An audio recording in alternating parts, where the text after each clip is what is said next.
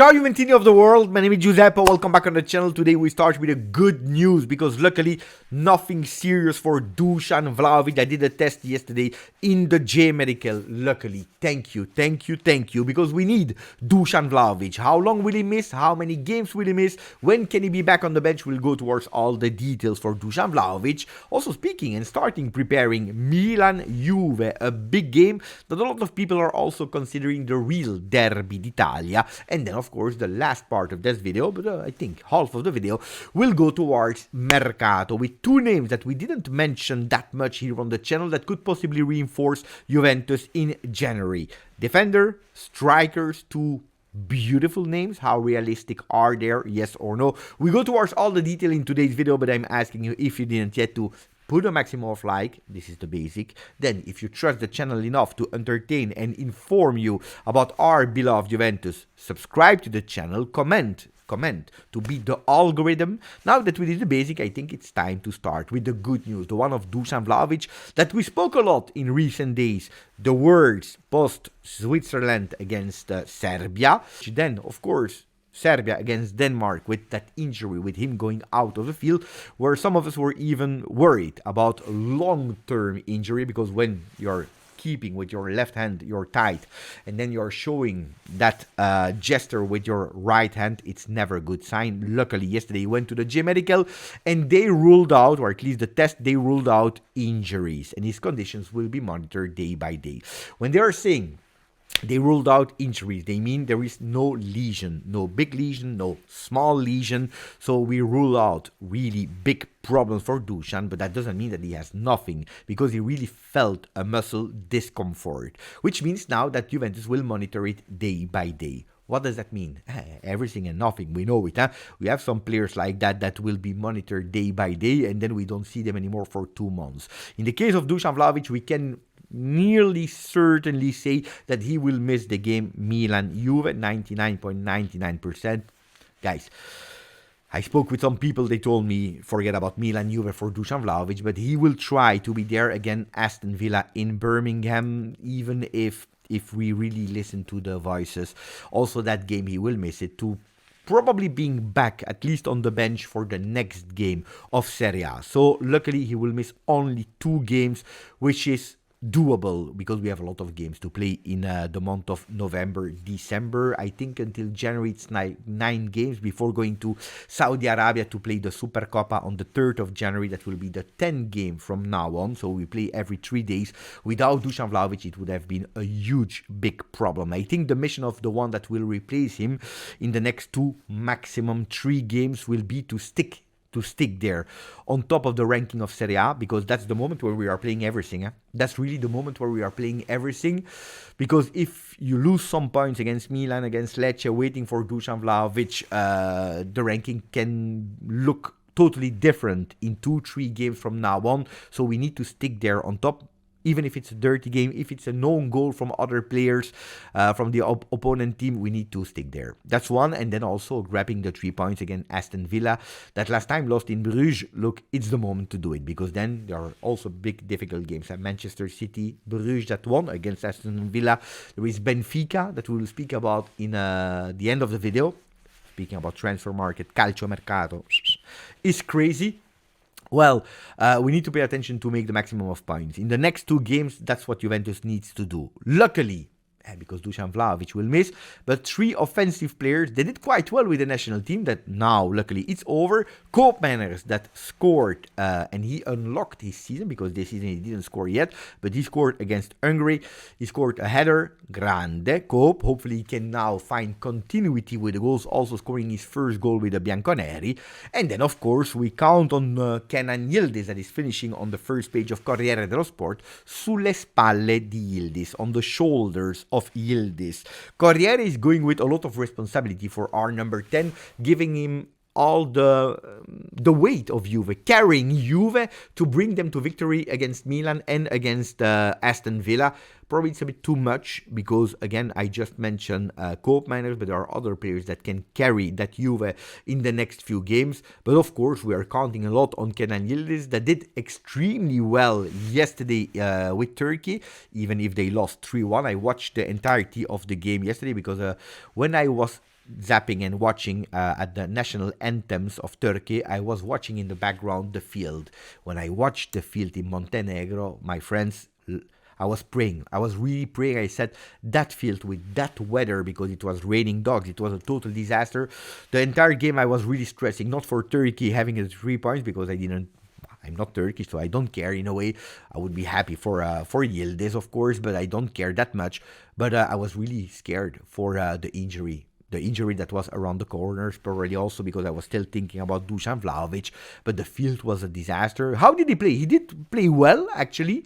The Kenan Yildiz that we know, extremely wide on the left side. When he was involved from his teammates, he was always able to do the magic, even if it was on a potato field. He scored a goal, which is also good for him, for his confidence.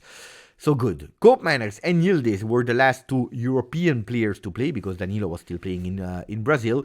Well, there is Juventus that decided to do something, anticipating their return, to send them a private jet in where the Netherlands team was, where Turkey was in Montenegro, to go to pick them up and to bring them as soon as possible in La Continassa. They are already in Torino. So Juventus, they don't want to take any risk. They want to have these players at disposal and let them rest as much as they can, which is extremely important. And then we have another thing that we are all thinking about when we think about Milan Juve without Vlahovic, with the goal of a USA player against Jamaica. What a fantastic goal. Then the post that he hit, a beautiful performance there. The one of the most informed men of the moment of the Bianconeri, it's Timo Weah. And Corriere and Tutto Sport, is of course referring to something that we are all thinking about, at least the vintage fans. Weah nel nome di papà. Weah in the name of the father. Look, I said, joking of course, but hoping in a way, I said this will be the night where Timo will become George Weah. That's my biggest wish, of course, even if it's not the same player. George Weah, idol from my youth, that Weah plays as the number 9 and actually replicating what George did in San Siro. That would be really that romantic story. Weah bomber a San Siro. Weah scoring in San Siro would be extremely beautiful, and I'm sure that Papa Weah would be extremely proud of seeing that. It will be a different Milan Juve, actually the youngest Milan Juve in terms of average age from the year 2000. Never in the year 2000 we saw as young teams that will go onto the field. We know it. The future is now Juventus, Milan, but I think also all the other teams, even Inter, that is not working on it yet, but they said it in their plan for the future, Oak Tree, that they need to make that team younger. They're also thinking about a second team, like the Next Gen or Milan Futuro or like Atalanta under 23. They're thinking about it because unfortunately that's what we have in terms of resources in Italy. We are obliged to go for young players that you are possibly actually educating at home, growing at home, that cost you nearly nothing in terms of salary, that are beautiful promises for the future, but strong was with quality before that the other teams of Europe or the world are going on them. It's in a way a beautiful plan, and it's nice to have young players. On the other side, it's a bit of necessity. So I'm not sure how happy I am to understand and to know, to discover that this is the youngest Milan Juve of the year 2000s. It's already 24 years. So if it's planning, that's great, that's beautiful, like Paris Saint-Germain, for example, is doing. They plan. If it's out of necessity, it's not always a beautiful message. When we are speaking about, but Dusan Vlahovic, sell him, yeah, why not? But the problem is, you need to be aware that selling Dusan Vlahovic, it's not that you will go for Gyökeres, because at the moment, Serie A, I'm not speaking about Juve, Serie A cannot go for these kind of players because they are costing way too much. Now we go towards Mercato, the second part of the video. Gazzetta dello Sport is speaking about Signora Schick.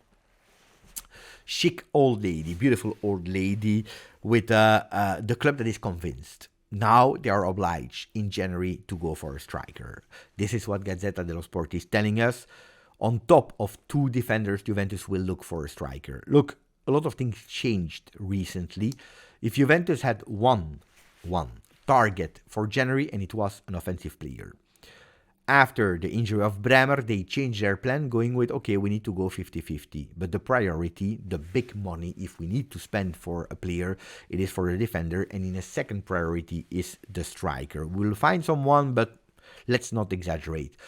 With Cabal injured, well, 2 players are needed in defense. And we actually put aside a bit the striker, saying we continue with what we have, hoping that we are able to recuperate as fast as possible Arkadiusz Milik so that he can give his contribution. That will be a kind of new signing until the end of the season. Well, I believe, but I'm sure, that Juventus, after that mini injury of Dusan Vlahovic of recent days, was really anxious about what if we really lose him for a long time.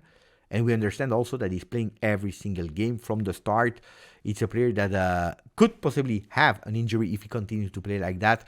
Let's not be stupid. Let's go and solve that situation up front, finding a striker. Of course, unfortunately, with the other things that we need to fix, like in defense, that were not planned, we'll not be able to go for a triple-A objective, the name that we described, Cope Manners, in the summer, you all remember. But we'll probably have to go for a player that is easier to go for, a kind of B solution. And there, the name of Patrick Schick is back on the papers. A name that we mentioned on Juventus, I believe already last week, if not 10 days ago. I didn't report it here on the channel because it was only on Juventus, and you know that I like to have a bit more sources that are confirming. But today, Gazzetta dello Sport is not only speaking about Patrick, but also putting him on the front page. So that means that there is something happening. Patrick Schick is not old. He's 28 years old. He's still a young player that was hoping to find more space, more playing time this season at Leverkusen. Last season he played in a fantastic, beautiful Leverkusen that were unbeaten in Bundesliga. But he came from a long year of inactivity because of a long injury. So that's normal that he was not immediately a starter, but he was giving his contribution. This season, him being totally healthy, was hoping a bit more.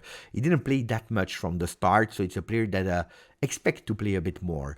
Xabi Alonso is not 100% counting on him. He would not be against him leaving already in January. Even if Leverkusen, they said, look, we are not that open for a loan. We prefer to go for a sale, a permanent sale that could go towards 20 million euro. Look, the player is good. I have absolutely no doubt for that. It could be a fantastic, beautiful vice Vlahovic, but I'm extremely worried about the injury. That's the first thing I did when thinking about Schick, going to the injury page on Transfer Market, and then you see that you already have 2 pages that you need to scroll through. 2 pages is a lot, guys. It's a really fragile player. Spending 20 million euro for a fragile player, no thank you. And then we continue the season with Milik, without any doubt. So, for me, if you want my opinion, it's a player that could possibly do the job, but I would not risk it. If you give me a loan for 6 months without obligation to buy, an option maybe. I would not say no. More than that, absolutely not. Then it depends on Leverkusen. There are also the name of Andre Silva, another player that could possibly be linked to Juve. Again, Juventus is looking for a loan or a really low price to pay. So Juventus will continue to check around. And then we go towards the defense, where Juventus is looking for some names. We mentioned so many names in recent days. One name that we didn't mention is probably one of the best ones that we read so far, is the one of Antonio Silva from Benfica. It's a rumor that has been launched by Gianluca Di Marzio. Gianluca Di Marzio is not speaking a lot about Juve, but when he does, it means that he has serious sources. And since yesterday or 2 days ago, he started to report that there is a real interest from Juventus on Antonio Silva. If you don't know the player, 21 years old, so it's a young player that is playing at Benfica, national team. He didn't play the last game because Thiago Giallo played. Strange, destiny. But it's a starter for the national team of Portugal. It's a player that is able to play on the right or on the left side of the center defense. It's a player that has a contract until 2027, so a long contract. He's 187. He's a physical player that loves to go on contrast, a player that loves to carry the ball, to start from the back. It's a player that really goes into that philosophy of football of Thiago Motta that would absolutely not say no to. Then, when I'm looking at the player, I'm saying, what is the value of the player? Well, it's a 45 million euro value from Transfer Market. So it's a player that has a really high value. He has a clause of 100 million euro, which is impossible for you to spend, especially not for a defender now, because we don't have that money. But it's a player that you say, okay, 40 million euro, can we negotiate? Yes, no, loan, no loan, can we? It's tough, huh? It's really tough. When you're thinking logically, you're saying, what kind of things can we do to actually lower that price? And Benfica is momently in a financial situation that is not fantastic, not beautiful. So if they give him away, it's because they want to sell him, and they know that they have one jewel in their home, so they are looking for monetizing, which is totally normal. So why these voices? Well, these voices, according to Di Marzio, according to the papers, the reports, are coming from the latest games where he didn't play that much. He played only 5 games in Liga Portugal. For example, the 3 games of the Portuguese league, he didn't play them. He was on the bench, not because of injury, but because of technical choice. And that's where Jorge Mendes, the agent of Antonio Silva, that is actually the same agent as Conceição, is probably spreading a bit of rumors, the voice, maybe to put a bit of pressure to Benfica, like, hey, he needs to play, otherwise we have some clubs that are ready to take him. But then I'm thinking to myself, if it's true that Jorge Mendes is starting to look outside because his player didn't play the last 3 games, I'm not sure if Juventus would be the ideal situation, because we know that at Juventus it could also happen that for 3 games in a row he sits on the bench. So not sure, but a definitive confirmation that it's impossible, so that all the dots are certain, is this morning the answer from Abola, the Portuguese page, that said Saída em janeiro fora de questão. Benfica segura Antonio Silva. What does that mean? An exit in January? Absolutely not. Certainly not. It's out of question. Benfica is sure about it. So forget about Antonio Silva, because Bola is close to Benfica, and immediately after these voices they went with a huge big page telling you forget about it immediately, because it's a player that is not leaving. So Juventus will continue to search for a striker, for 2 defenders, possibly in the month of January, but we know that now more the days will go, more names we'll have, and we'll start to filter to understand who really will reinforce Juve. It's only Wednesday, so we have a few days before Milan, Juve, but it will be a big game where Juventus will find a solution to win, because the 3 points are fundamental. And one of the technique probably is scaring Milan, because Milan, they don't like to be scared. This season, it's a Milan that they want to play offensively, but from the moment that you put a bit of pressure on them, that you scare them, that's the moment where they start to be really scared, and they lose a bit of concentration, a bit of focus, and they start doing mistakes. Things that Inter and Real Madrid were not able to do. They were not able to scare them. Juventus will need to scare them. But that's something that we will continue to speak in the next videos. Ragazzi, put a maximum of like, don't forget to subscribe. Grazie, forza, Juve.